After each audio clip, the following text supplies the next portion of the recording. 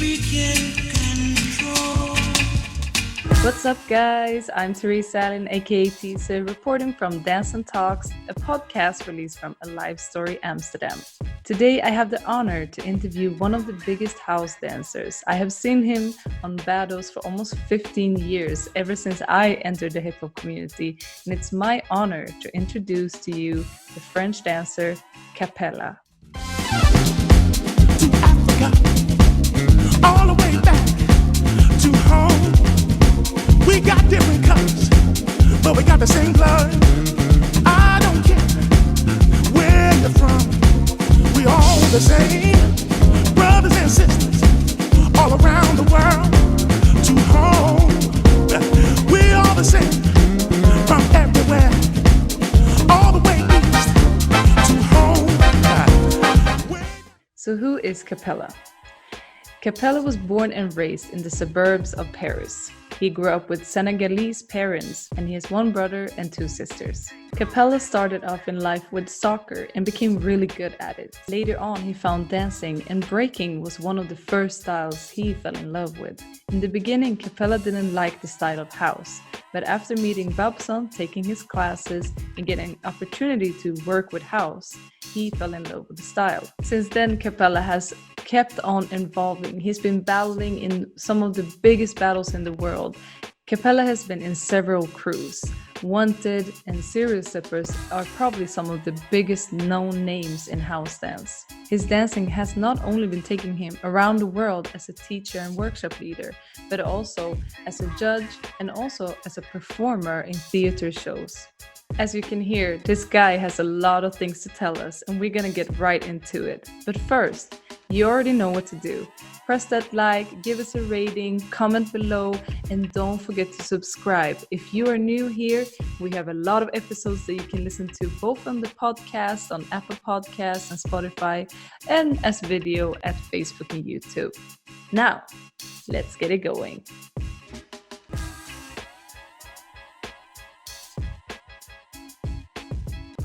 Welcome to this interview, Kapela. Ba, ba, ba, ba. Thank you. Thank you for inviting me, Teresa. Thank you so much. And I'm honored. And I mean, the thing that I realized with, again, this Corona situation is how much people they want to get to know others much more. Because I've been invited to a couple, and I was like wondering, even myself, I also did some interview with people. It was like, why now? Suddenly we had to be stuck and get more.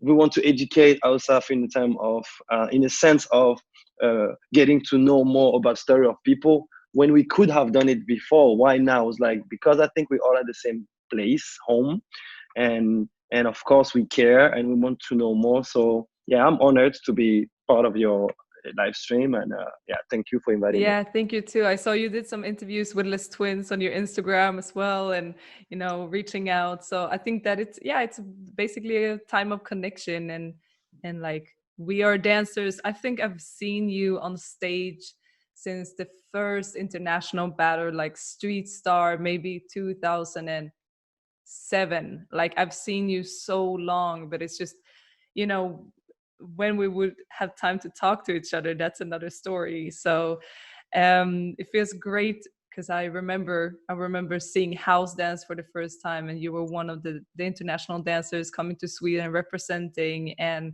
just opening up this whole battle world that maybe the Scandinavian community been longing for, whereas you in France already kind of had that. So I want to get into that more, but first I want to kind of take it from the beginning. You are located in France. Is that also where you were born and raised? Suburbs. I'm from the suburbs of Paris, which is 40 minutes. Born and raised. My two parents are originally from Senegal. My mom have Mauritanian also roots connected.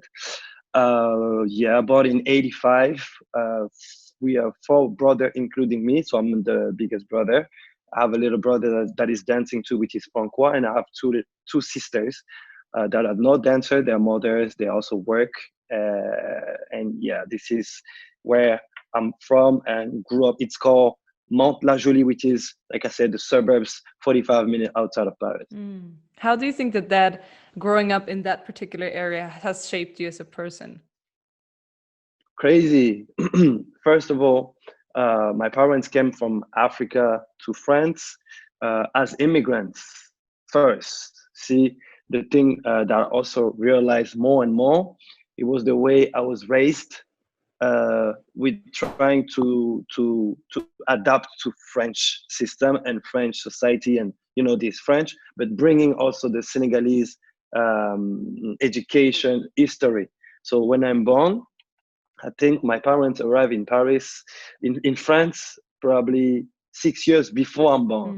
So it took them 6 years to figure out things, how it works, because it wasn't easy back then from foreigners to come in the country, just like France. The system wasn't like it is today. It was completely different. So even today, you can imagine when you see people coming from another country to enter, how the struggle it is when, for example, they're just gonna uh, get to the, how can I say, government, not government, but building to ask for authorization to be immigrant for a certain time before to be accepted. It was really difficult to be accepted. Like, you're from outside of here and you want to get a job or you want to start a new life. It wasn't easy. So when I'm born until my 10 years old, I think my parents educate me in both. They try to adapt me to the French for sure, but the roots and the essential was definitely the Senegalese education, which is a lot with my tradition, my culture, the food, the music, the language. 'Cause the first language that I learned wasn't French; it was Senegalese. So I know how to speak Senegalese, and then French was also part of it because It's a my mix, dad and right? mom could. Exactly, it's a mix. They could mix both, but and then I got to learn at school how to speak fluently and smoothly French. So yeah, I think today when I think about it, when I was a kid, I understand much more things about me too. Of course, my parents, but also the neighbors, the friend with who I was hanging out, which was a lot of mixed people, like a lot of suburbs. Especially, you have Paris, which is the big city, but suburbs is also small town, and you have different classes, in those small town. And again, when I think about the story of my parents, they couldn't go in the center to afford it. It was too expensive. So they go where it is possible to live. So, and it's them, but it's many people, trying to survive at that time where they cannot be because it's too expensive. So they go like, oh, okay, we're gonna fit here. And it's cool because there's a lot of brother and sister from the same color, culture, tradition that feel the same. They just come from different country and try to survive to make a living. And I feel like uh, France was a good place for them because they were like, it's okay. We feel welcome, but it's difficult because we have to prove a lot due to our origin. We're not coming from here, and we're not trying to tell them how to live. We want to adapt, but still prove that we can all live together. So me growing up with this, going at school with different people, different color, different origins, makes me realize, whoa, okay, today I realize this, but when I was a kid, I couldn't. I No, was living this thing. it was just your I was like, life, whoa, right? Yeah. exactly. It was just my life. So yeah, growing there it helped me a lot to be the person who I am today, for sure. It's interesting because your choice of career has kind of put you in always intercultural events all over the world. So it's funny to see like how that aligns from, you growing up and this was just a natural part to you choosing a career where people from all over the world are always collected together. That's really, really beautiful. So, do and then you have the other side, which is your parents coming. Parents always want the best for their children, which is usually, get a well paid job. You have to educate yourself. So, how was their reaction when you picked dancing? It was very it was not easy. Dancing, music, celebration, it's part of our culture tradition. Means I didn't have choice. It was part of it. My body was moving that way because that's how I grew up with and I saw my parents do it. So the first inspiration when you're a kid and you produce and also talk and understood is from your parents. Everything is from there. So they are the origin of many things that are in me today. It's really because of them. So as you just mentioned, they want you to be a lawyer. They want you to be someone that have a good situation, different than them, because you see, they come from Africa. You born, they raise you, but then they want the best for you. So they don't want you to struggle. They want you to, now that you understand the system, do better. And dancing it's different. Dancing is, like I said, is something for them. It's fun. Dancing is, I'm dancing when I make food. I'm dancing when I heard the news on TV, like we vote for the president we want, and now he's elected. We dancing for any reason that make your body and feelings go. We dancing. Now, before to dance, I was playing soccer and I was good at it. That's the story with me. I was good at it, and I was gonna. This is where the point of my life also shift. I did 7 years of football, soccer, and it was a year where it was combined with school. And I remember on a Saturday, this trainer was like, "Okay, we have a special day. Today we say audition or pre-selection or whatever in a dance in a soccer where we say detection. So it's going to be different agent that watch different player, and then they be like, okay, I'm going to invest on that player because I want him to play in my club or in my team." And I wasn't 18. I was a teenager before this, and of course my parents were responsible of me. So my dad came with me. They saw me play, but at the same time it was school and football at the same, and soccer. My dad was like, "Yo, he's good at football, I can tell, but his result at school doesn't fit. So I'm not into that thing that is gonna go full out in that club, because if it's just football, no school, I don't agree. I want my son to to have a lot of knowledge with school." So he actually, from that point to me, I lost the love of football. I was like, wow, because all my friends with who I grew, with who I was playing football, they went. And some of them today, they're professional player, like they are professional player. So in my heart, I was like, wow, I wanted to do this, but I couldn't, because I understood. But I started like, stop liking school. I stopped going to school, and dance came because I was just like, I was outside. I was just, the ball was here, but I wasn't kicking like with a lot of passion like before. And then I saw a girl that I liked, but I couldn't say. I was too shy. I like her because of course, she was pretty. She was very cute, and I think she had this energy that she caught my eyes, but I could never go and say to her.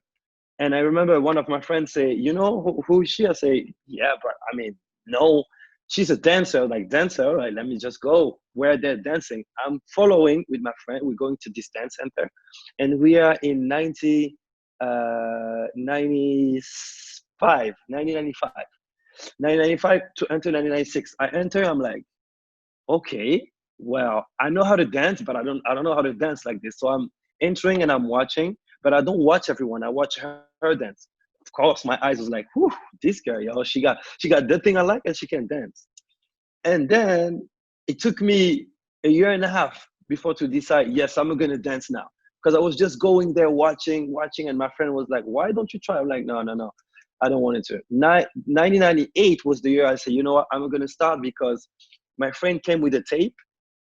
And back then it was, for us in where I live, it was not named.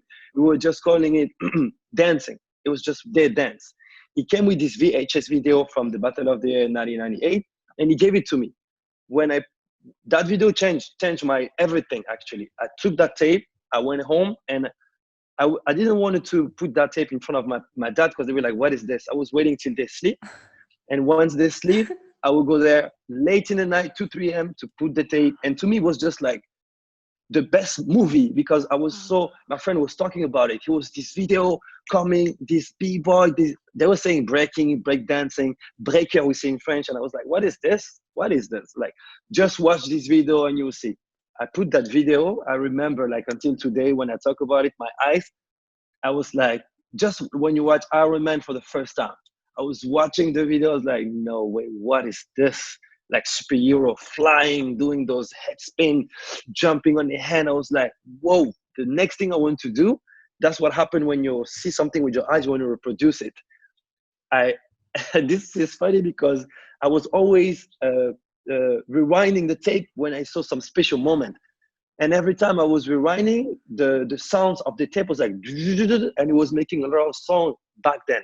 My dad woke up at some point and I stopped the video and he came to me and was like, what are you doing? You're not sleeping. I was like, no, I started a lie. Of course, I didn't talk about the tape. I was like, no, I think there's something wrong with this VHS. I'm sleeping, but I heard some noise. So I go back to sleep. I went back to sleep. The next day I went to this practice, and this is where everything started for me because I wanted to try what I saw on the tape, going there, looking right and left. And my friend was like, oh, okay, so you on? I'm like, yes, I'm on. And this is where my journey with dance started in 1998 with breakdancing, actually. Wow. So me starting 1998, it took me, to be honest with you, a year and a half to actually start to show it to my family. I didn't show it, to be honest with you, they found out because I was not playing soccer anymore. I was going to school, but not a lot of motivation. But my parents was like, so you're not playing soccer anymore? What do you do? Because we see your shirt is wet, you're coming home, your pants is wet. What's the deal? I'm like, no, we're doing some other play game. I was lying, right? And the year of 2000, when I was still dancing with my friend, it wasn't not a crew, it was just people that like to dance together. The year of 2000, it was July, I remember. We had a show of the end of the year. So they were calling singers, people that play drums, people that do dancing to African dance, like many different activity in, when they do in the neighbors. So they would put a little stage and they would say people to perform. 2000, me and my friend were like, okay, let's just do something of 2-3 minutes. We put it together and we do some freestyle in the middle. And then my friend was like, yeah, I can rap. And you guys, I was like, okay, let's do it. Like your own little show. I love it. Yeah, and then he's doing his thing, and this girl that I like, and remember me at that time, I'm not into girls, my character is quiet. I'm like looking and trying to figure out, but still feeling some stuff for this girl that she was my first, I was like, wow. And of course, she was a brilliant dancer. We had to do the show and she was part of it. She came to me. This is way funny. She came to me and to say, do you know how to do head spin? I was like, me, of course, pretending, of course, I know how to do head spin. All right, so you should do head spin during the show, I think, at this part. Me, of course, yes. Cool. We arrived on stage, and me doing head spin at that time, he was no head spin, to be honest with you, Teresa. It was probably me going on my head and just twitch half, like quick, and then that's it.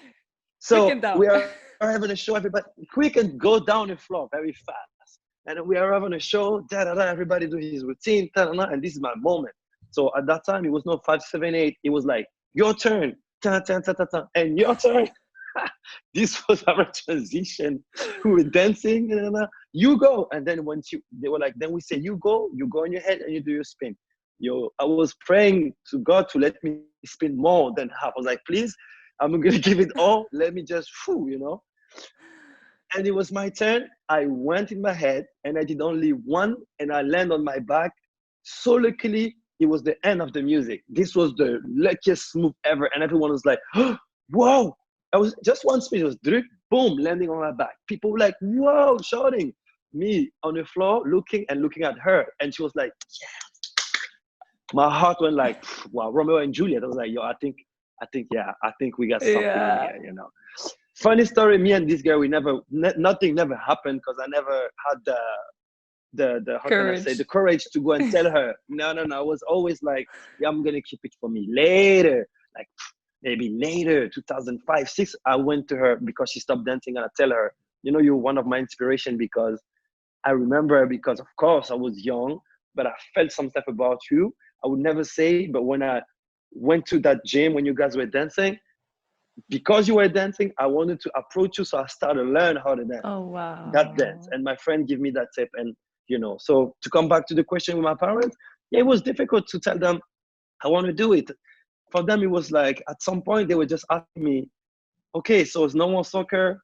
And now you're doing this other thing that give you, of course, joy, but you have to understand we need you. You're the oldest one, and of course you have to take care of all your family. Means in terms of financial problem. Sorry, in terms of Stability. taking responsibility exactly on the need and on the moment. You the man, you the oldest one. And when I hear this, I'm like, yes.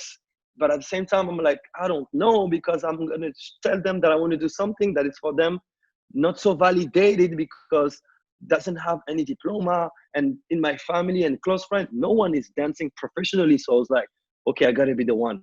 So it was very difficult. It was very difficult because I was not working. I was practicing. I was building my own me first, the person figuring out what I wanted to do with dance. And I had no clue, no idea. I just knew that I loved it. I was like, but how can I explain to my parents that came from Africa to France, struggling in the society, the immigration, the judgment, all of these things. Now they want to give it all to the son, with the expectation of the son to actually do what he can best to learn, and then become someone great to afford for the family and take care of everyone in here. To tell them, I want to dance. Yo, at some point, I was like, I'm not gonna say. They will see. So they saw. My mom saw it and my dad saw it, and they were like, so this is what you want to do? I was like, yeah. And it was difficult because it was like, okay, where's the money? How do you earn your money? For example, you have your cousin, he have the same age as you, he's working in the automobile industry, and he's earning exactly the amount he needs to afford for him and for the family. What are you doing? I say, okay, you're dancing, but how much you want per month? I was like, yeah. So you're gonna keep asking us for money? Like I was asking for money from my parents. Just help me out, because I know you can, and I will try my best until I can handle it. For now, I can't. So I just need support. At some point, they were like, no. It's not gonna happen like this. If is this what you want, you will have to go for it. And it was difficult, Teresa. It was very difficult. The year of my biggest time when I was like down, it was the year of 2005. I get injured, like my knee, I got the ligament. Oh, wow. And again, I was not working. The money wasn't here. My parents was looking at me, okay, he's going at school, but we don't really follow, and he's growing up. He think he's a man, so he doesn't need to actually tell us what he's doing, but we're watching him. And then this injury arrived. Where am I? I'm not in my own apartment. I'm still at my parents' place, so they pay the rent for me, and I'm injured. And who's taking care of myself? Of course, my mom. And my dad be like, okay, now you're here, you're stuck, you decided to dance. What are you doing? And I'm like, at that point, I asked one question to myself. Either I listen to them, I stop dancing, and I'm going to find a normal job, or either I'm going to fight for what gives me a lot of vibration, and I think is dance. It was difficult, a lot of crying. I think I went on depression, but I didn't know. I think I was because I was thinking a lot. I saw my friend was dancing and also evolving and improving in the dance, in what they want to do. And I saw also my cousin being great, my family taking him as an example. Look, he's your age, he's making it. They can actually call him if there is a financial problem, but no, he was very difficult. The way I came out of this, I came out stronger, because I knew I had this force of determination. So I was always listening. I was always like, you know what? It's all right. It's all right. I'm going to get through this. And if I have to stop, I will. But if I want to continue, I will prove to everyone, especially my parents. From that time, my injury until 2016, 10 years, Teresa, my parents, especially my dad, rest in peace. My dad, in 2 weeks, is going to be his 3 years since he passed away. 10 years it took him before to recognize, okay, yes, I got you now. Yeah. This is what you wanted to do.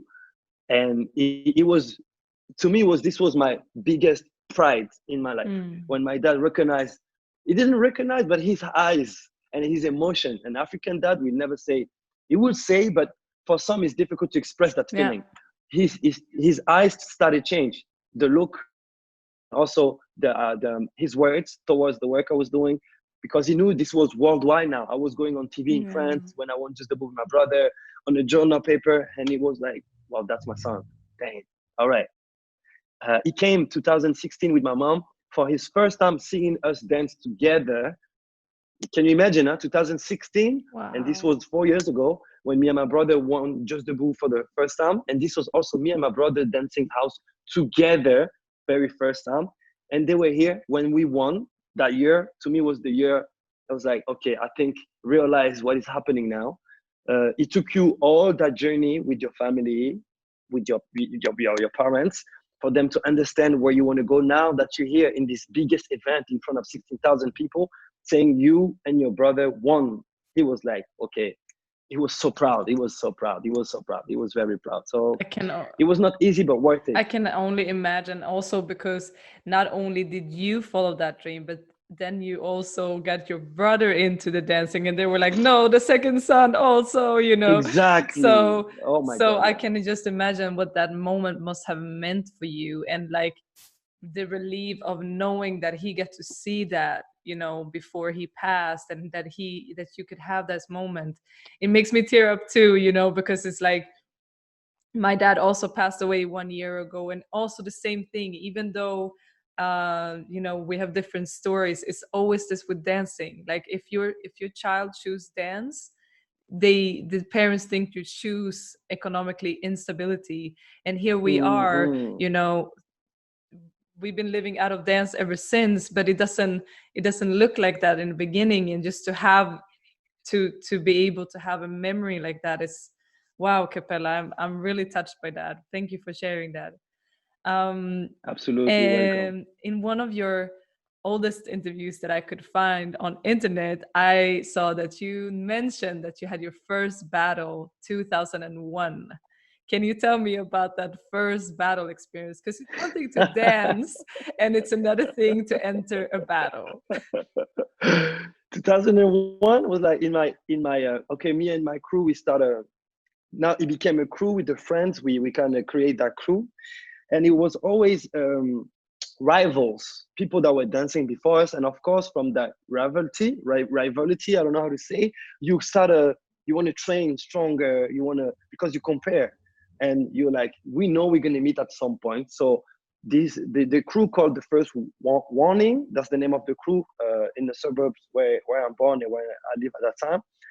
They had probably 6 year advantage. They knew about breaking before us, but we knew after this, but we learned fast, and our level started to go fast too. So again, this battle was it was not a setup, but it was kind of like people were talking about it. There is this crew that were here before, and now we're coming. They're like, okay, now so you guys are the guys that are coming up. Let us see what you got. We have this festival coming, and let's meet all there. We prepare, we train. We're like, okay, we're gonna do this, we're gonna do that, we're gonna do this. And to me, I was excited, but I was scared. I was excited because, you know, when you're a man with all this testosterone of men, be like, yo, we're gonna do this, we got this, we are warriors, you know, we hype ourselves. And when you arrive in the moment, you become a little mouse, you know, you just, whew, all right, this is it. This is the moment where we have to prove. And I remember I was like, I'm not gonna go fourth because we plan our rounds, right? So you start, and then I go this. And with the adrenaline, I don't know what happened. I was supposed to go fourth. I started the battle like very high energy. And a lot of it was a lot of people like shouting, let's go, crying. I went, I did my round, and my specialty back then with breaking was style, which is more Toprock, footwork, and freezes. And it was short. It was maybe a 20-second to 30-second. I finished, but I didn't have that battle mentality. I was kind of nice. The guys that came after me with all those b-boy, you know, b-boy, how they trash sometimes. I think he did to me something that touched me, and I got not scared, but I was like, whoa, this is heavy to handle now. Because I think he didn't jump over, but I think he put his legs over, and I'm told it was like, woof, and he went into a freezes or something, like a burn, you know. I think this was the moment I was like, okay, I don't have that experience. I back up, and I was watching the whole battle, and my friend was like, yo, come on, let's go. We need more. And I was just watching. I was freaking out. Yo, shocked. I was like, ay, what is this? And they were like, yo, guys, come here. And I was like, So the battle finished, of course, and it was no judges, but, you know, the judges was the crowd, and people were talking. So people were talking trash back then. Like, yo, you see Kapela, man? He did only one round. And these guys, they went off their life on the floor trying to defend. And my friend was like, "What happened to you?" And of course, I didn't say the truth. I was like, "Well, I think my shoulder cracked." I'm like, "Yeah." I think when I did my freezes, my shoulder cracked. I was like, all right, all right. But I knew, nah, I was shocked and I was not ready. So that battle gave me the motivation to be like, okay, build your mental, because this battle thing is not what you think it It is. make you humble. Because, It makes you humble. oh, just, yes, so humble, Teresa. Really makes me really humble. Really, really humble. I'm a competitor. When I was playing football, soccer, every Saturday was a match. And the match, it was about winning. But it's different because we play a ball, so it's different strategy. And it's putting the ball into to put a goal, right? But in the dance, I thought it's going to be like football. Like, I don't know, I'm going to give the ball. It was not this. It was like face to face, almost fighting. And I'm not a guy that fight. No. No. I'm a guy like, I'm a peace guy, right? So when I faced this, my shock was like, whoa, okay. I'm a backup and I'm just gonna watch. So that battle was like a big shock, definitely. The thing I think is so cool is that, like, you, as you say, yeah, you were into Toprock, and you kind of can see that in your style till this day, which I think is really, really cool. So can you tell me about the transition to house, and why house? What was Whew. it with house that made you fall in love? The thing with my way of doing breaking back then and specializing in top rock goes again to my roots. I'm Senegalese, and at home they play Sabar Yeah. Mbala music, which is a lot of footwork. So much So footwork. my whoo, In the crazy, right? sand So the first too. thing, Oh, oh la, la. wow, like barefoot and crazy, right? And so that's what they dance at home. The foot are moving, so I have ability to move my feet.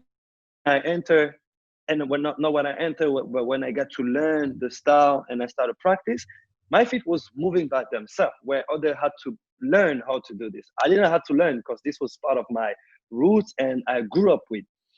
So then I put the step together, I practice, and I think I liked it. I liked the fact to get ready, to go on the floor and to actually hit the music, because this was at home. The fact every time we were dancing, it was to the singer or to the drum. So when it was a lot of stop, like crack, we were stopping. I remember seeing some footage of me when I was probably 9, 8, when my mom was filming me then, a lot of stop on the drum. So the drum, the dinga was like click, and I was stopping, and then I go again, stop. I think I was already conscious of using the music with stopping on the right moment. Yeah.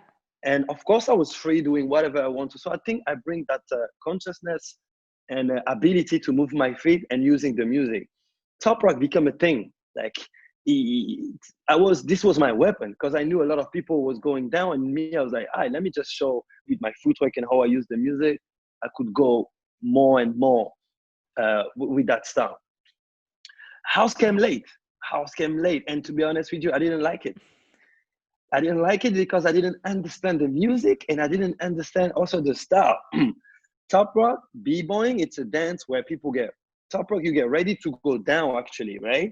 So you know what's coming after the fact to get ready. You going with footwork freezes or power move. House, the first time I saw house, when I saw my crew and also inspiration and first teacher, Babson Yuxan, Battle of the Year 2001. Again, 1998 was the tape to make me, whoa, I want to start dance. But the Battle of the Year 2001 said to me, I want to be with them. 2001 was like, I want to be with them, not because of the house. I hated the house, but B-Boy Junior, Yaman, Dead Son, Axon, Baby Son, all of the B-Boys, I was like, woo, I love the concept. I love the fact to dance to other style than break beats. They were dancing to hip hop, Missy Elliott music in 2001, where a lot of people could not. I was watching TV, I was watching the clip of Missy, and I was like, hey, I like the music, but seeing B-Boy doing this attracted me more. So I'm watching the DVD, and I remember when it was house, I was going forward. I was never watching. I was like, I don't want to see that. I want to see B-Boy Junior do crazy stuff. And then more and more, the year of 2003, my cousin, which is Antoinette Gomis, very important in my dance career because she was dancing before me. And the style that it was dominant in my city when I started was popping, locking, and breaking. It was no hip hop and house. No, no, no, no, no. The year of 2003, she sent me a message and she said, there is this event called Just the Boo. I'm like, okay, would you like to come with us? I'm like, all right, let's go. We take the train. I think it was an hour. We arrive at Just the Boo. And I used to go to B-boy event, never top star event. I arrived at Just the Boo 2003, and I see a lot of people that became my friend today, and also family and crew member that I didn't know at the time. And I remember seeing these two guys that I didn't like, that I recognized directly because of the height and the way they were dressing, which is Babson and Newson. So my cousin Antoinette, they're doing the battle, popping, locking, and I think they lost semi-final. And usually when we do an event like this one, it can be a b-boy event at the mentality of that time. When we lost, we go home. We never stay. We're like, okay, let's go home. But that day we decided to stay. And this is where the connection started with me and these guys that become my teachers, great friend, family today, which is Babson and Newson. I'm sitting down and I'm watching, trying to understand, but we not really understand. So I'm watching and I don't get it still. I just want to go home. And I'm like, my cousin was like, all right, cool, it's different. What do you think? I'm like, yeah. We go back home, keep practicing our thing, doing still, and I'm learning choreography with locking and popping with them because that's what they do at home and when they train in a community center. 2004, we're going again at Just the Boo because I like that the fact that my cousin, they're part of it because it's popping and locking battle. They go crazy.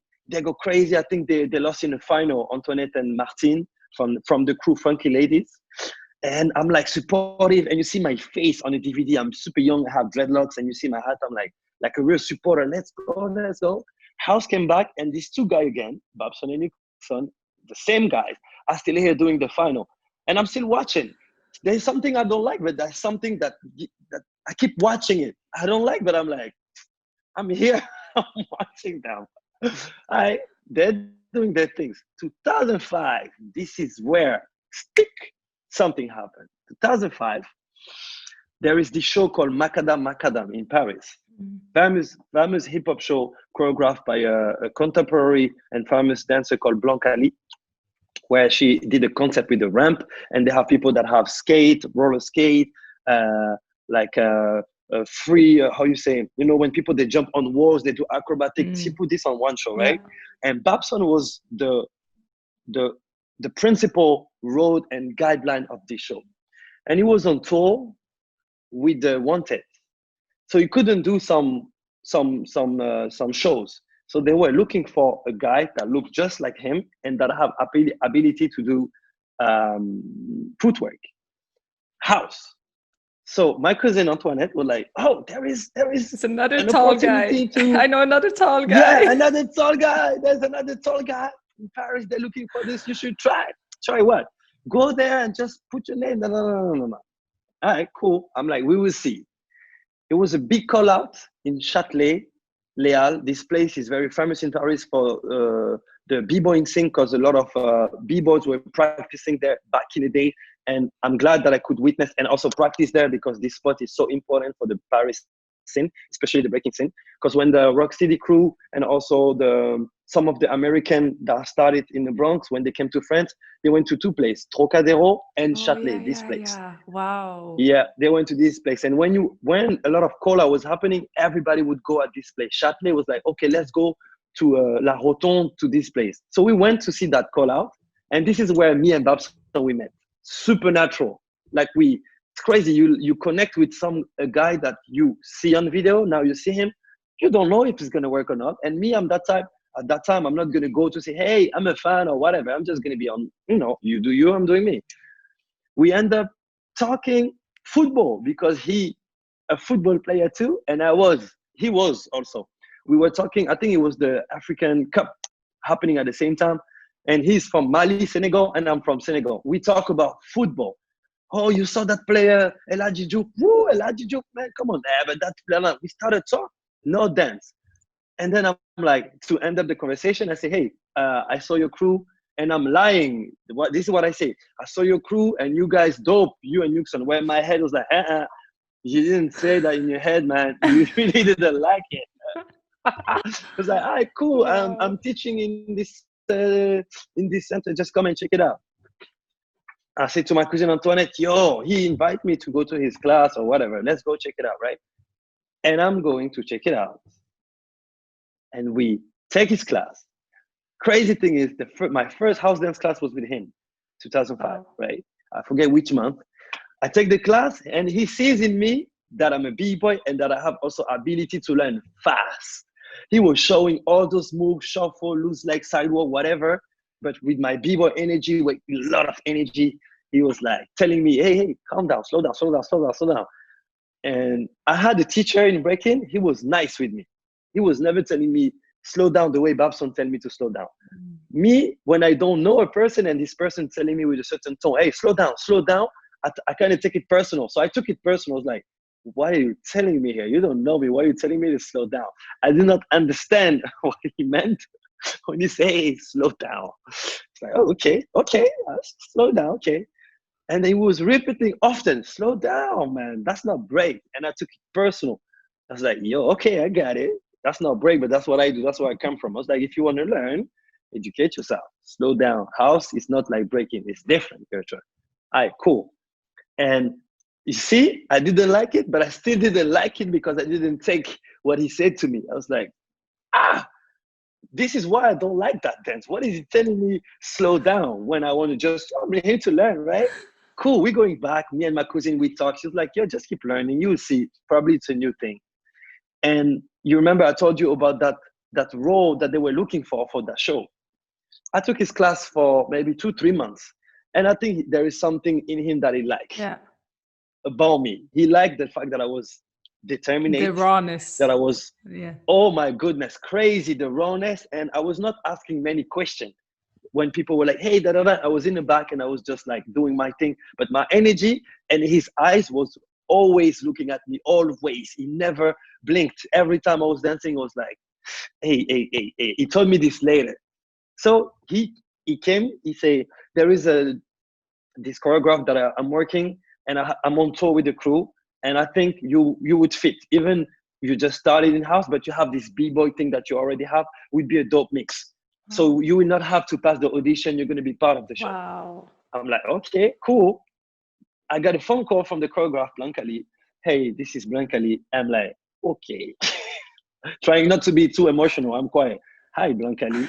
And in my heart is like, hey, Blancali's like, okay, Babson, give me your number and I want you to be on the show because he, da, da, da. Hey, all right, thank you very much. Yeah, okay. Meet me Saturday in my office. Da, da. Okay, thank you. I hang. When I hang, I was so proud, but I would never show it. So I went with my cousin, like, hey, do you know who called me? It's like, who? Blancali called me. Really? Yeah.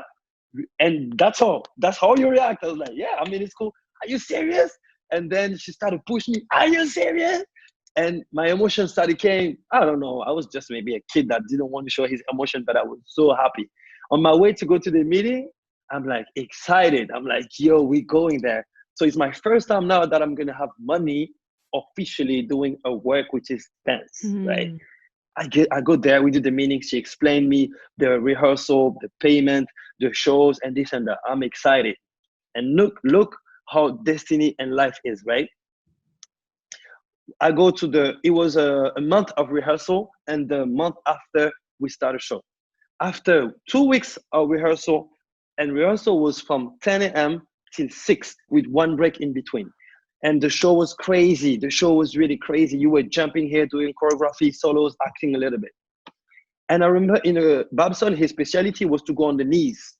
At that time, Babson on the knees, his skill, if you watch Babson tape, 2000, I don't know, from 1998 to 2006, 7, on the knees from the tall guy, he developed a crazy style and she loved it. She loved the fact that he's tall and he could do crazy skill on his knees. And she asked me, can you do some stuff on your knees like he did? Me, stupid and super proud. Yeah, of course I can do that. All right, so I want you to do, after the 2-8 count, the thing that Babson did on the video. Babson had ability and he trained. I didn't train. My skill was more Toprock footwork. So he was jumping from his height on his knees on W position. Yo, so we in here, tech rehearsal, not even rehearsal before, tech rehearsal. So means we're about to do the show. Me, a quick warming up, hip hop people without really warming up. And I'm like doing the thing, and I think I did it in a rehearsal, but some of the stuff was because I was hot and warm, you know, my body was like ready. And this time it was not really warming up. We do the thing, and I just decided to do. I jumped on my knees, and this is my second injuries that is happening. And this is where my life also changed too, because this was, again, something that was supposed to happen. But the knee block, ambulance came, and I stopped dancing for 2 months. Crying, crazy moments. And that's the thing. I thought this would be like, you know, in your head, you're like, okay, I'm passing something new. I'm finally going to dance on stage, having this new thing, going back home. And, you know, when you hear from your parents telling you, I told you, woo, yo, that I told you was like, heartbreak. And this is where I decided to move from my parents' place because it was too much. That injury makes me realize I need to be on my own now, because I cannot handle being on my it's already hard. I was not on the wheelchair, but on your own. It's already hard. You're already hard on your own. Yeah. You don't need like also to defend to others. Oh my God. Yeah. Oh, yo. And then I went to Paris, not in the suburbs. And this is where I started to have my own apartment, you know, I never had a normal job. I always teach classes to different community center with kids, or would have some shows that people would propose me, but I never had like to work at McDonald's or doing a normal job. It was always, when I decided to do that thing, which is dance that I do today, I was like, you know what, even if I struggle or hustle, I'm going to do it because I decided. So when I went out to my parents' home, they were like, okay, so you want to do it on your own? We had a little, you know, tension. You're like, okay, good luck with this. But if you come back to here, you will understand exactly what it is to struggle from our story again. Remember, we came here from Africa, we did this, and now you want to do things on your own. So it was like a little misunderstanding. I understand now, and I'm so glad that I understand, and I will always protect them because they wanted to protect me, and they wanted to, for me, from what I've been educated for, to pass on and to be light and to have not problem, because for them this was the problem. Like my body, my mom, I remember she was like, but don't you understand, your body is telling you to stop. You're not ready for this. You were ready to do football, and now you kind of force your body to do something else, and your body doesn't want. And I'm like, but my heart and my head is into this. I decided. So it was big fight. Yeah. So I recover from that thing, but because I knew now Babson and now Blankly, I had helps for sure. They helped me, and my friend and close friend were like, "No, don't worry, we got you, and we're gonna propose you to enter a dance school when you're gonna get better." I said, "Dance school? Yes." It's called the Academy International of Dance in Paris. In 2006, I entered in that academy. Wow. And in the academy, I didn't have to do any audition because they had Connect. So I arrived in that academy, and they were like, this is the deal. You're going to learn ballet, classic, contemporary, jazz, theater, sing, and you're going to have a contract. There is going to be different audition for a musical or for TV shows. So you're going to be considered as a beginner in this dance school. And every time you're going to get hired, the money you're supposed to get will be the money that you're supposed to pay from the school. So you probably won't get paid, but if you got some job, you're going to build your experience, and you're going to take class for free, and you have this scholarship. And I did this school for 3 years. 2006, 7, and 8, 2008, I stopped. This school was very important to my career as a dancer, because that's the crazy thing. And it also had a shift for me, because I had every semester a paper where the teacher would give me note and appreciation or whatever they think about me, sending to my parents, because I didn't give my address. I give the address of my parents on purpose for them to follow what I'm doing now. So every time my mom was calling me, oh, I received this letter from an academy giving notes and this and that. What is this? I'm like, this is the dance school. Oh, dance school? What is this? And I explained them, okay. For my parents, again, this is school. This is for them. They're At like, least oh better than wow, battle. exactly. He's going into school. The thing that they didn't know, I was doing a school to learn ballet. But another start that for me, I was like, what am I doing here? Learning ballet. So ballet goes with the outfits and all the stuff that in my head it was impossible, Teresa. So my first day at the school, so I arrived, me and my hip hop thing, hats, and a bunch of other guys because I was not alone. We arrived, and the director, Nicole Sherpaz, I remember, she's like, okay, guys, you have your locker room, and inside with your name, there is this bag. You take everything in this bag, you wear it, and you come to the first class that is start at 9 a.m., which is ballet class with Mr. Wong. All right. We talk between us, yeah, it's going to be exciting. And, at that time also, you start to grow and you start to see also girls too. So we're like, whoo, there's girls in here with that. Okay, it's going to be fun. I take the bag, I open up. The first thing that I see, it's a tongue. So I'm like, guys, do you have this too? Do you guys have the tongue? And everyone, yeah. And I'm like, I think they put it by mistake. We all put the tongue to the side. So we were wearing our boxer, and then we put the legging, or we say collar in French, and the tie shirt, white shirt, right? We arrived in the ballet class. We are 6 guys, hip hop head, like, and 3 was just like me, like Senegal, a guy from Cameroon, and a guy from Guadeloupe, which is the West Indies, and it was 2 guys from France and 1 guy from I think Spain. Yeah. I remember like it was yesterday. We arrived in the dance class, and the teacher is like, "Boys, you're not wearing the tongue." It's like, "Which tongue you talking about?" Oh, and then we see all the other very, typical ballet dancer with the nice haircut, like the face like this, and we're like, "Guys, show them. Look what they did. They just put the pants down." We're like, "No!" We literally see them ask. We're like, "We're wearing the tongue." It's like, you want us to wear this? Never. Let me call the director. The director, a strong woman, very strong woman. She came, she said, if wearing this, you get out of that school. You get out. Proud like we were, okay, we get out. We went out. And of course, you get out, but they're going to make sure they send a letter at home. You're not getting out and buy. They send a letter 2-3 days after. My parents was like, what is this? I'm reading, I'm like, oh, wow, all right.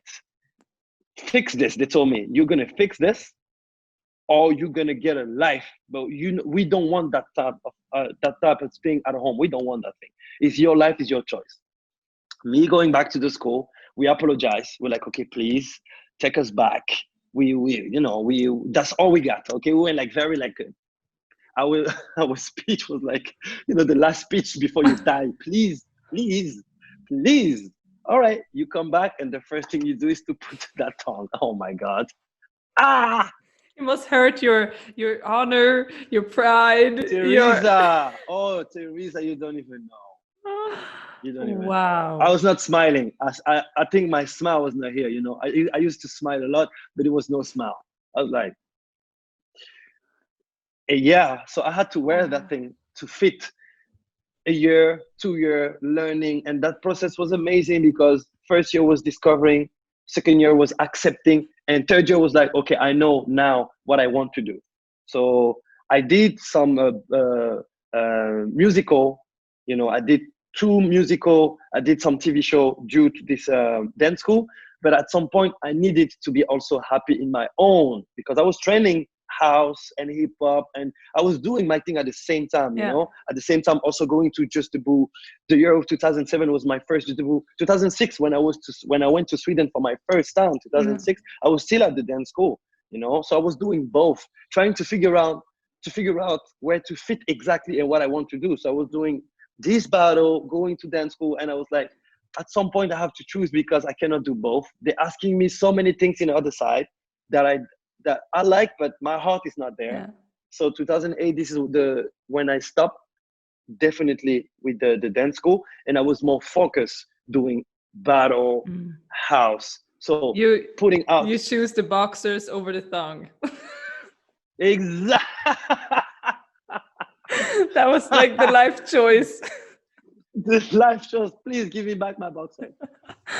Oh my God, yeah. Wow. Yeah. So this is where the transition Toprock to house came, with the whole process, getting to it, learning from my first teacher, Babson, and then getting injured, and then going to that dance school, practicing still, taking classes, growing, also entering different battle in house, but trying to figure out how to fit, of course, in both worlds, but also in this world, which is house, hip hop, locking, to fit too, because people were telling me in house, you're doing top rock, you're not doing house. And when sometime I was doing top rock battle with b-boy, you're doing house, you can. So I had to deal with this judgment where people didn't know how to put me which box. I had to figure out to accept me. I like both, and I will, even if you don't like it, but I will show you all. It's gonna take time, but at the end, you're gonna just say, yeah, that is him. Because they didn't know me, and I had to prove, and I had to build my name. And once they started seeing me more, they started understand more, and they started accept that I'm doing both, and it's okay. Then the noise was less and less noise, and it was more people were recognizing, damn, yo, that's Kapela style, that his way of doing it, his mixing and his talking. And yeah, it took me some time to figure out all of this. And thanks to my teacher, they were very important. Thanks to Antoinette, thanks to Babson, thanks to Yuxon, thanks to my brother as well. My little brother teach me how to learn without talking, because he wanted so much what I had. Then at some point I was giving him a hard time. Please go back home. I don't want you to feel the same as I feel. But you know, the parents are going to be after you. I'm living in Paris. You still live with them. And he was following me. So he was another example that if you want something, you're going to go for it. And I was watching, I was like, damn, yo, he's teaching me not to reject him like my parents rejected me. Let him do his thing. And this is where he is today, one of the greatest. And I'm so proud of him. So he also taught me this too. That's crazy. And like, tell me about the game changer in your career or life when Serial Stepperz came to be you and your path. Like, what happened there, and how did that change your career? So Serial Stepperz is born in 2007. As I said, when I watched Battle of the Year 2001, Wanted was the dream crew for me. I wanted to be part of Wanted. I wanted to be with them, to dance with them. I was like, this is the type of people I want to dance with. So it happened after I entered in Wanted in 2009. 2007, Babson and Yuxon, I was dancing with them, with some other guys too, Serge, Mamson, Foued, Carlos, Malcolm, Mogwai, with the same generation of the very first Serial Stepper with the Ange and Funky Juice as well. They were like, okay, let's do a crew where we're going to put only footworker in different style. House, top rock, new jack swing music, so hype we say in France, hip hop, but focus on footwork, but mixing generation. 2007, they're like, we did a meeting, and I'm like, okay, it's not Wanted, but it's people from Wanted. So it's one step for me, right? So the mentality was like, guys, we want you to build, we all of us, let's build a crew that is focused on footwork. And when, because he was battling, we're gonna represent in some battle, let's represent. Means, even though house is not a dance for a battle, for a lot of people, we battling, we competitors, every time we're gonna battle, we're gonna put it here. So everywhere we're going, make sure the footprint of Serial Stepper is on the ground. This is what we did. We had the strong mentality. And I think a lot of people get this mentality twisted, because they were like, this is B-boys coming to house, and they're so hungry. They have those attitudes, and we don't understand. And we're supposed to be all unit. You know, we are the one that is so unit. We love that thing. But we're bringing our stories, our mentality and way of seeing the battle scene. So I remember 2009, I did a battle in France with me being me. Some people could not handle how I was doing the battle, because they were like, he's too aggressive. So I ended up winning, but some people was not happy, because for them, I was not supposed to be that aggressive. I remember, this is where I loved it. Brooklyn Terry took part of that, because he was judging. It was like, if you feel that he was aggressive, then look at me back in the day. I'm one of the originator, and I remember back in the day it was the same. So I can't let you guys say just like he's aggressive. That's his way of doing battle. Me, Brooklyn Terry, I'm from the crew, Elite Force Mob Top. And when we were battling with some guys, it was also step fence, b-boying that doing house. Simply as that, we're doing a battle. Yo, our energy is talking. We're never violent, but the energy is more, we're not backward like, yo, So that crew really was like a big changing, because we came with different concept with videos, and also way of YouTube of using the music. And some of the music we were using, a lot of people were referring and using it in different battles. So we became reference. People started to say, oh, Serious Stepper arrived. When we arrived, a lot of people started playing the music we were playing for our clips in different battles. So they were referring to us. Plus, when we born in 2007, 3 years after, Circle Underground is born. One of the biggest battle in France, in Europe, I want to say in the world, in terms of team, 3 versus 3.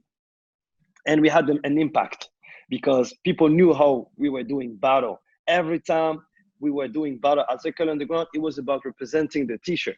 Because if you lost the color of your team, and you got to give your t-shirt.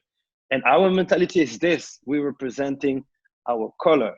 And some people came to me later, they were like asking me this question: why is it for you that this rival is important? Because for some people, they don't need to. I'm like, this is for me very important. You need like, just when you're watching a movie, Batman needs Joker, right? Superman needs Lex Luthor. You see this on movie, the rivals.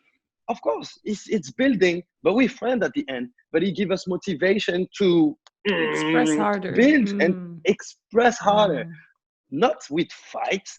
Okay, sometimes it's gonna happen, but it's still emotion. And when you go back and you think you can just go and apologize, but that rivalry builds people. And I said, because of this, today when we see one of our rival in France was Trip House, people knew, they were like, oh, these two crews. Even if Trip House was before us, for sure, but when we were coming to battle and we had to meet, you could feel the rivalry. You could feel it. Every time I was battling Mitch, for example, people be like, all right, let's take the popcorn. Fire is up. I think that battle is, and it was fire. And some of the greatest thing that came up of this battle is that thing. It was rival, but the energy was so high and the level, and people were like, okay, this is what a battle is about.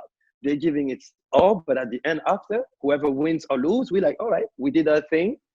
Let's just move on, and then let's until the next. So that's what Serious Stepper, and until today, he also changed me in different axes and horizon, for sure. Yeah, for sure. Yeah, that's so cool. And I like, what I think is amazing is also that you didn't just do battles, you actually created, things you could do in the theater. And that is also one of the things I've been thinking about house. And I asked on internet, like, what would you ask a house dancer? And one of the questions was, how can we take house to the more commercial stage, or how can we take house to be more of an accepted style?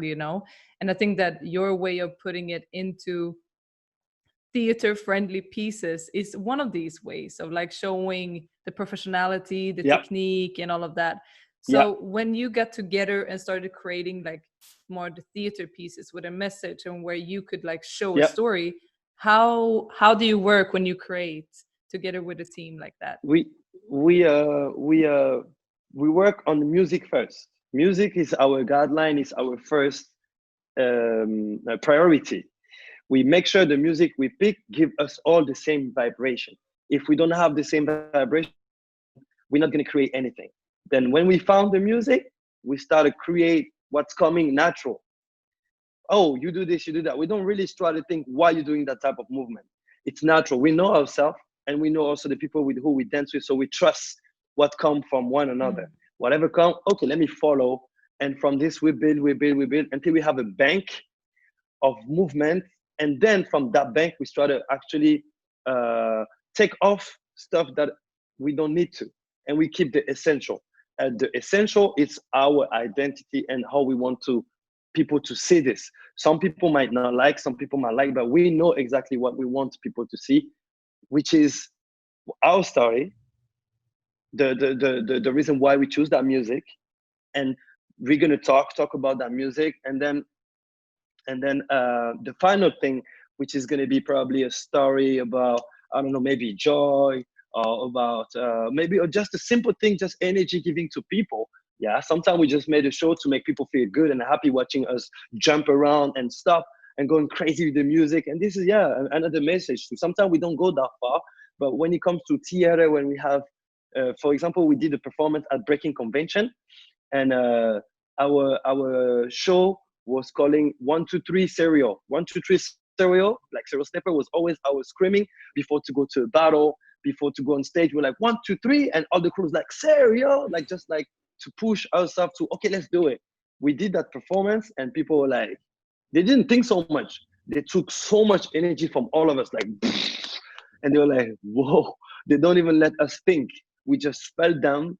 They tried to give us joy, like, you know, a full performance of energy. So yeah, that's the first thing we do. We're listening to music, we listen to ourselves, how we feel, our vibration and emotion. We listen to one another, and from this we trust the process of creation, and then we put it out there. That's amazing. Yeah, that's really cool. And I mean, that has been giving you opportunities to perform in yeah, and outside France too. And now, since you have been battling, you also been teaching like all over the world.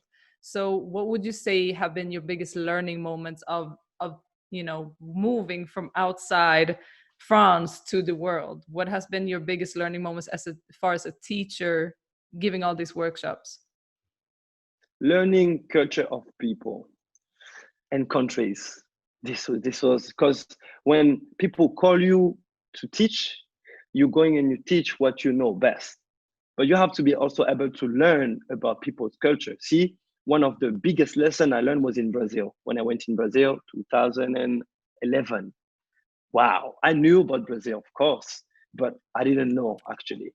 I went to Brazil and I learned so much about the Brazilian culture. That's why we have that strong connection, because I was not just interested about the music or the good weather, the caipirinha, the food. I was interested about the dance. I was like, okay, you got capoeira, you got samba, you got all of this. Let me see people. Just like when I go to my homeland, Senegal. I went to Brazil, and this was like, woof, right. I felt the same thing that I felt in Africa.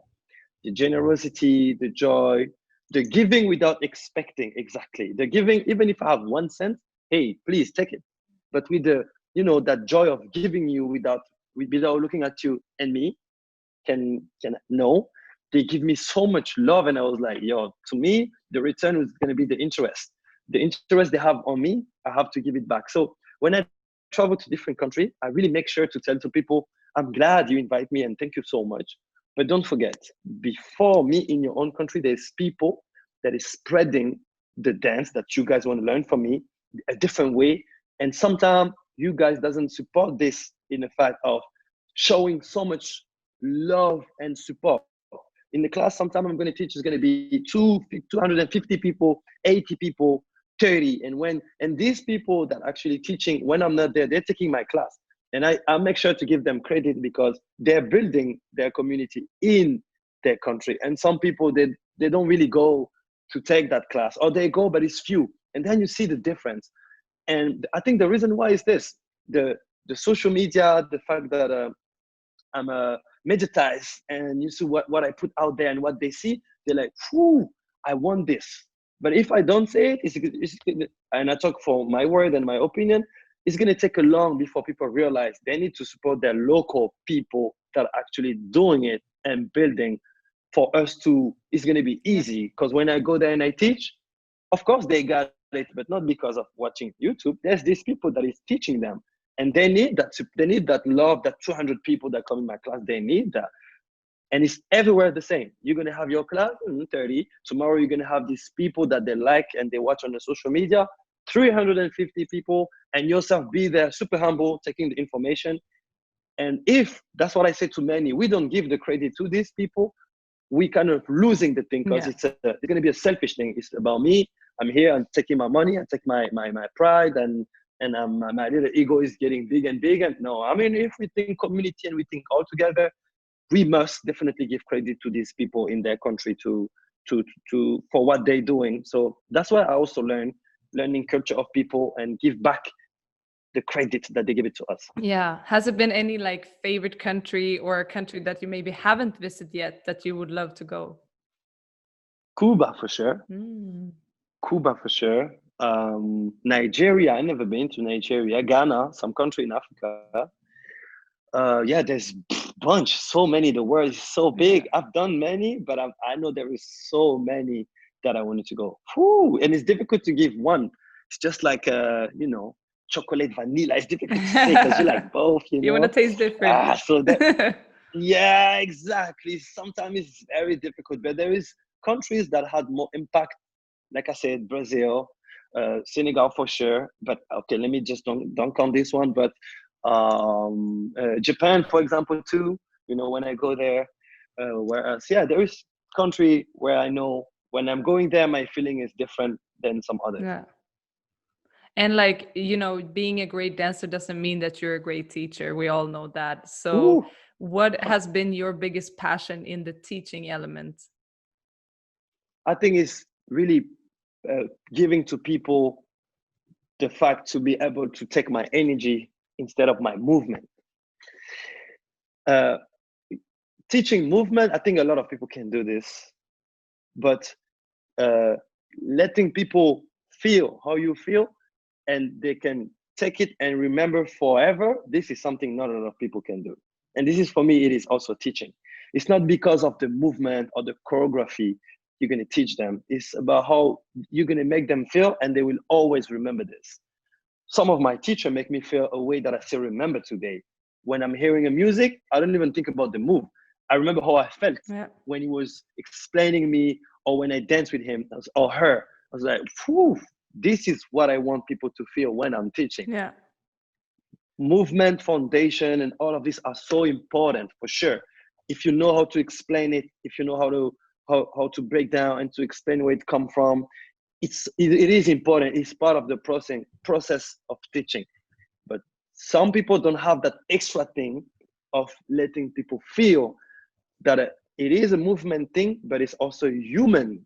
We are on the same level. Even if I'm teaching you something, I can learn from you. And this is where the humble word comes. I have this heart of being a teacher, so I'm responsible, and I have to make sure where I'm going to spread the information. We all understand each other, but I can also learn from you, because when you don't understand something and you ask, probably I'm not going to realize that, dang, I need to rephrase how I tried to explain before, or I need to find a way to explain better. And this is learning, not just telling to people, no, you keep asking this question. It's for a certain reason if that person asks a question. So the learning process is both sides. That's what I say. If you let people feel and understand how you work, it's easy. And I'm grateful for this, because a lot of people ask me to teach, and I know by fact teaching is not just movement. It's way more than this. It's so much. Wow. And like, I feel like I can talk with you like the whole day. We're so much to talk about. But what would you say your vision is for house dance? Because you are one of the dancers that like fully heartedly has like dedicated your life to this style. Many has done it, but you're one of them. So what is your wish and hope and vision for house dance? I think, and I hope that people connect more with music than dance, because it's a music thing. That music is the reason why we do all of this. And that's the reason why I'm doing all of this is that music, and it's a process. First, you're excited, just like when you're a kid, to run. And then you start to understand you don't have to run for no reason. Or maybe you decided to, but then you understand, let me just start to go a different rhythm. And then you grow and you understand, I'm going to run in here because it's the right moment to run. Or I'm going to walk because, yeah, it feels good to walk. And this is the same thing with that dance house music. is the first thing, to understand where it come from, to understand the people that make that music, to really understand how you're going to build also your dance. I arrived at some point where I started grow in my dance level, and also I started put like, okay, I think I'm going to arrive at the point where I'm going to get stuck like everyone. My question was like, how to pass that transition. And this is where music came. Music was always there, but my understanding of music came, exactly how important it was. I'm today I DJ as well. Yeah. So means I know I'm able to, with my dance, to make people feel things through music, because I always use music as a weapon when I dance. And when I see different DJ in parties, the way they make me feel when they play music, and they're not dancing, but I see the reaction of people dancing, I'm like, yes, this is where we understand the reason of why people love house, because of this music. You know, some people would not even move their feet. They'd be like, poof, I'm diving into an atmosphere. I'm deep in that thing, hearing that voice. And I remember my first time in New York, going to that club, the Shelter. It was this song called My Joy from Quentin Harris. You give me joy, joy, joy, na, na. They were playing that song in Paris, and we were, me and people from my generation, going crazy with footwork. Crazy doing our thing, floor work, crazy stuff. I went to New York. I didn't see anyone moving their feet. People were like, whew, raising their hand up there, vibing on each other. And I was like, isn't it the music we were dancing in France a year ago? Yeah. And this, I understand people understand English better than us. They could translate exactly what the singer was saying. You give me joy. So they were like, you give me joy, smiling, holding hands. Where us, we didn't really understand English and the meaning of those words. See, today I can say, because I understand English, and it's so important to translate the words that the singer is saying. See, the singer is going to talk about love. Those people are going to, some people are going to go with footwork and think that is out of the box. I want to say is that it doesn't really make sense to do that thing on that music. This is where my hope is people study music and understand the reason why they decided to move that way. Because she's probably going to talk about something which is very deep and sad in her song, a strong voice, and you're going to be like crazy with your footwork and not really taking the time to breathe, to understand and to embody the song in a way of doing probably less move, but on point with the connection with the music. And this is where my message is with people: connect with the song, connect with the music, get to know the producer, and everything else with the dance will come smoothly. Yeah. And don't let language barriers stop you from expressing to that music, but then take another second turn on it when you understand. I feel like I had this with dance hall a lot, like first you just hear Mm-hmm. the music, you feel, you move, and then you start learning how to understand patois, and you like, oh, they're not talking at all about what I thought. So this is really good. And yes, thank you so much. I feel like we need to have an episode 2 and 3 Kapela teaser talk. Absolutely. I just kind of want to wrap it up by giving you the mic. Is there something that you want to end with saying? Is there a project we should look out for? Is there somewhere we should contact you, or just whatever? The mic is yours. uh, I, I really want to use this last moment to actually give a wellness, uh, yeah, talk to people about what we're facing in the world. Yeah, about this corona and about this really sad thing that happened to this brother. And we all concerned, myself included, and I think we all have our part to do, our duty.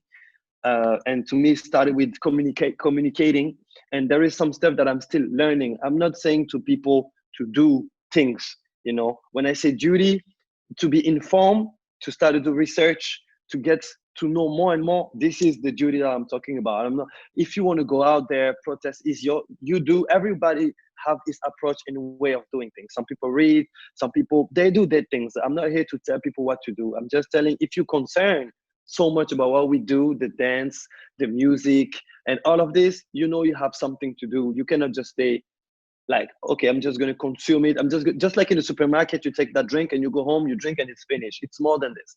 If you invest into that culture, if you into it, if you pay money to take classes, if you pay a flight ticket to go to a country to learn from that culture, you know you're part of it. You know you want. It's not just you want to take and then buy. Now is the moment to actually think about why you love this so much and why you have to care and why you have to support people that need that support, without again me saying you got to do this and this and this and that. Everybody have to find his way of doing it, and it's going to be powerful, and it is already, to see how people they come together from different races to support the life of some people, you know. I don't like to say white, black, yellow, but it is also a fact that is happening to the same kind of people. And if you feel concerned, if you feel some certain emotion by watching different videos or talk, it's because you're human as everyone, and use that emotion and that consciousness of warning people, talking, exchanging from now on if you didn't do it before. It's just to start. The first step is to start talking, and then you will do and so on. You know, you cannot start and from nowhere you're a politician. And I see many people out of nowhere giving lesson to people on what to do, what to not do. I don't think it's the right thing. The right thing is to let people actually process about what they can do, understand, because you have to do a lot with understand. You got to understand, you got to ask questions, because maybe you get something wrong and maybe you don't. So process that thing. And the duty is, once you get that thing together, all right, do your part. And yeah, we all in this together, and we will win that thing. All together, start a work as one for sure. Yes. Wow. You know, I feel like this is why we are also in this culture. This is definitely why we like, we are as dancers very fortunate to live, you know, in this like human unity type of vibe. As you say, it all comes down to support. It all comes down to education, and, you know, you can always know something a little bit more. So let's just go in with it together fully heartedly. Thank you so much, Kapela. Your time means so much to me, and to hear your stories is like, you know, that is why I want to do these interviews, because the stories are gold and it's so inspiring. So thank you so much. Absolutely welcome. Thank you for asking me, Teresa. Thank you so much. Thank you. We're gonna do this again for sure. Take care. Yeah, you hit me up, and with big pleasure. Thank you so much, Teresa. Thank you. Thank you so much.